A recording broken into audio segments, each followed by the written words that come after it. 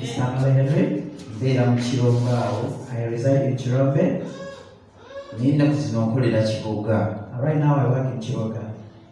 Naye okusinga byonna nebaza Katonda olw'obulokozi. But all in all, I thank God for salvation.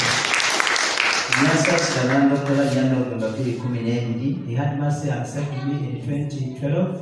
Ekiseera ekyo nze nali nawanguwa amayirungi. So I was taking my lunch. Era amayirungi ago nga nywera kukola ekisupa okukyajinga obwongo I bwange. could take even one to charge my brain.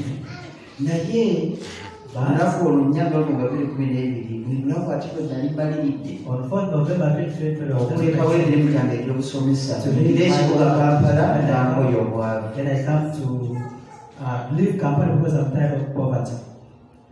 Era nga nina omuntu gwe ngenda okukolagana naye bamuyita Emma. I have someone I want to work with for Emma. Nkuba akatayimbwa nfuna obwavu. To use an iron bar to look for money in Kampala. To use an iron bar to look for money in Kampala. Kale nali musomesa omutendeke nga nakabukolera emyaka 3 gyokka naye bwe nagatta n'enjawula. I was a professional teacher for 3 years. Emyaka 3 gye nakola nagenda okwawula n'okugattako nga sirina byendaga. So I had nothing to show. Kyekyandeetera okugamba nti nze sijja kubeera mwavu kangende nkozesa amagezi mu So I Kampala. said I'll not be poor. Let me go and use my wisdom in Kampala. Naye kwolwa eddoboozi lyayogera nange nti weetaaga kulokoka. But the voice came to me and said, you need to get saved. Nekanga sijja kulokoka. I said, I'll not get saved. Era nze okulumuka ne nakukyawa nga n'abalokole seetaaga I kumanya. didn't even like the born again. Naye Katonda oyo n'asaasira n'amenya amalala gange. Eddoboozi bwe lyayogera ne nali ekyavamu kamuluze n'ankuba. So God had mercy on me and took away all the pride. Then I lost consciousness. Ningamba kangende neba kusanga nateera kawungeze tukize ddiiru yange He y'okuyisa said, let me n'ekibuga. go and sleep in the evening. I'll go and fulfill my deal. Naye bwe nali zigula bedroom bwenti I was up in the bedroom.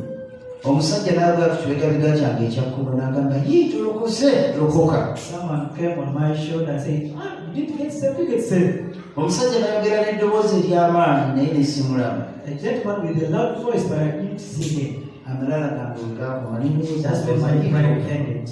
ndowooza nyiiza okufa. I thought I was about to die. N'ekyokufa I feared to die. n'enjogera nga atagenderedde nti nze lokose emirundi 3. I spoke, I know that I got saved 3 times. Era essaawa eyo naliko omuntu gwe batikkudde ekizitowa. I was like someone who has been taken a big luggage on him. Era Katonda wange bwe yandokola yandaga bibi mwe nali nafiira. So when God saved me, showed me all the things that I've been died from. Mwe nalabira amayirungi, That's when I saw my luigi.